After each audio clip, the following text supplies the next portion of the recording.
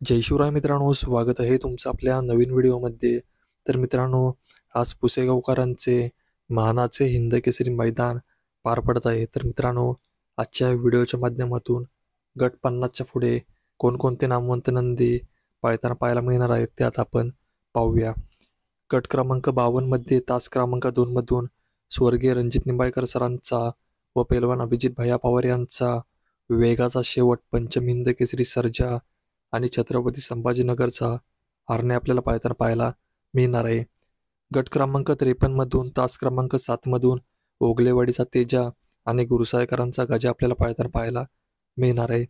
गट क्रमांक 55 मध्ये तास क्रमांक 6 मधून राहुलदादा पाटील यांचा सर्जा 1001 आणि खटावकरांचा बलमा आपल्याला पळताना पाहायला मिळणार आहे.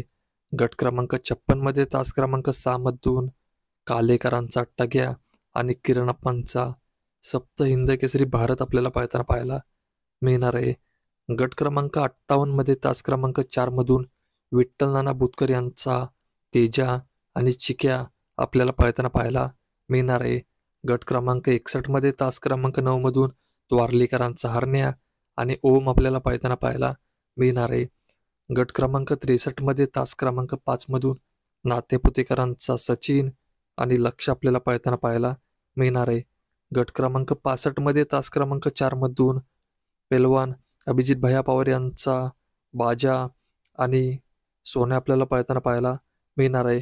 गट क्रमांक 65 मध्ये तास क्रमांक 8 मधून शाकीरबाई यांचा राजा आणि सम्राट आपल्याला पळताना पाहायला मिळणार आहे.